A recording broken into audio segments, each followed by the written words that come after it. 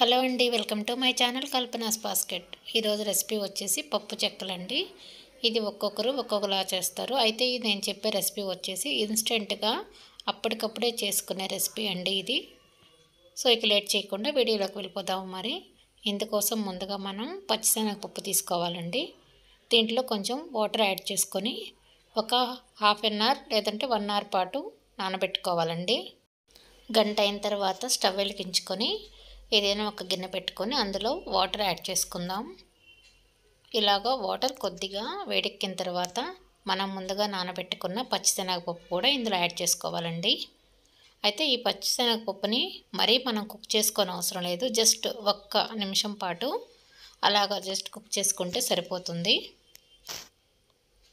అలాగే ఇప్పుడే ఇందులోనే మనం కొద్దిగా కారం, అలాగే వెన్నపూస కానీ లేదంటే బటర్ కానీ యాడ్ చేసుకోవాలండి. పూర్తిగా చూడండి, ఇలాగా బటర్ అంతా మనకి మెల్ట్ అయిపోద్ది. సో అప్పుడు అదే టైంలో మనం కొంచెం జీలకర్ర కూడా యాడ్ చేసుకొని ఒకసారి కలుపుకుందామండి. ఇదంతా మోస్ట్లీ మనం 1 to 2 minutes ప్రాసెస్ అండి ఇది.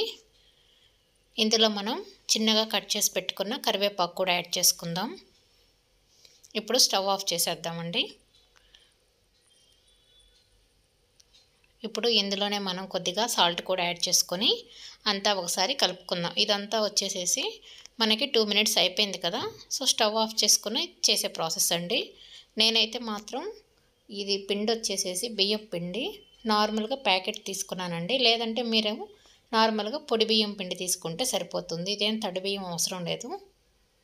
సో మనం ఈ వాటర్లో కొద్దిగా అంటే బియ్యం పిండిని అంటే మనకి ఉండలు కట్టకుండా కలుపుకుంటూ కొంచెంగా కలుపుకోవాలండి. చూడండి, నేను కొద్దిగా యాడ్ చేసుకుంటూ కలుపుకుంటూ ఉన్నాను. ఇది వచ్చేసేసి స్టవ్ ఆఫ్ చేసి ఉందండి. చూసారా, పిండిని మనం అంటే వేడిగా ఉంది కదా. సో కొద్దిగా చిన్నగా కలుపుకుంటూ ఉండాలండి. మీకు ఏదైనా వాటర్ కానీ కావాలని అనిపిస్తే ఇందులో మనం కొద్దిగా హాట్ వాటర్ యాడ్ చేసుకోవాలి. అంటే కొంచెం తక్కువ అని అనిపిస్తే మాత్రం. ఇప్పుడు దీన్ని మనం ఇలాగ కలుపుకున్న తర్వాత మూత పెట్టేసేసి ఒక 15 to 20 minutes పాటు అలా వదిలేసేయాలి. ఇప్పుడు మనం స్టవ్ వెలిగించుకొని ఒక కడాయి పెట్టుకొని తగినంత ఆయిల్ వేసుకొని హీట్ చేసుకుందామండి. అంత లోపల పిండి కూడా చూసారా, ఇలాగా మనకి 20 minutes అయిపోయింది. ఇప్పుడు మనం ఒక కవర్ తీసుకొని ముందుగా చేసి పెట్టుకున్నాం కదా పిండి, అలాగా చిన్న ఉండలుగా చుట్టుకోవాలండి. ఈ పేపర్ని మనం ఇలాగ నేను చూపించిన ప్రాసెస్ ప్రకారం ఇలా ఫోల్డ్ చేసి ఇలాంటి ఏదైనా గిన్నె ఉంటే మనకి దాంతో గట్టిగా ప్రెస్ చేసుకుంటే సరిపోతుందండి.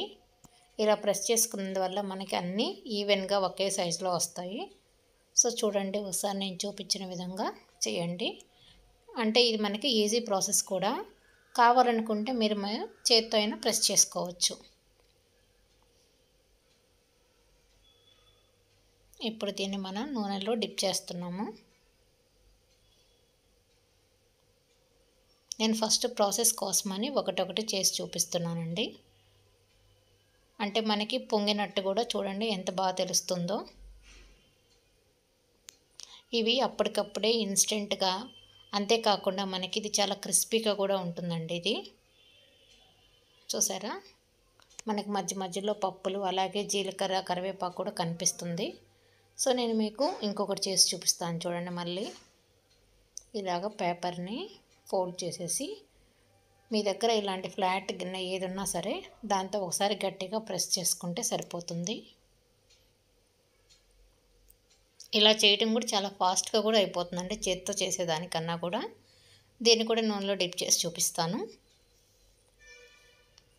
మనం ఎక్కువ చేసేటప్పుడు అయితే ఇలాగా ఏదైనా గిన్నె సహాయంతో చేస్తే చాలా ఫాస్ట్గా అయిపోతుంది. అన్నీ రౌండ్స్గా చేసి పెట్టుకొని బాల్ లాగా జస్ట్ ప్రెస్ చేసుకుంటే చాలండి. చేత్తో లేదనుకుంటే మీ దగ్గర పూరి ప్రెస్ ఉన్నా కూడా ఈజీగా చేసుకోవచ్చు. నేను బట్ చిన్నవి చేస్తున్నాను కాబట్టి ఇలాగా యూస్ చేశాను. ఇలాగే నేను చెప్పిన ప్రాసెస్లో అన్నీ మనం ఇలా పప్పు చెక్కలాగా ప్రిపేర్ చేసుకొని నూనెలో డిప్ చేసుకుంటూ కాల్చుకుంటే సరిపోతుందండి. ఇది మనం ఏదైనా ఎయిర్టైట్ కంటైనర్ జార్లో స్టోర్ చేసుకుంటే 1 week వరకు నిల్వ ఉంటాయి. ఇంతేనండి, ఎంతో ఈజీగా ఉండే పప్పు చెక్కలు రెడీ అయిపోయినాయి. So thanks for watching Kalpana's Basket. Please watch my channel and please subscribe my channel.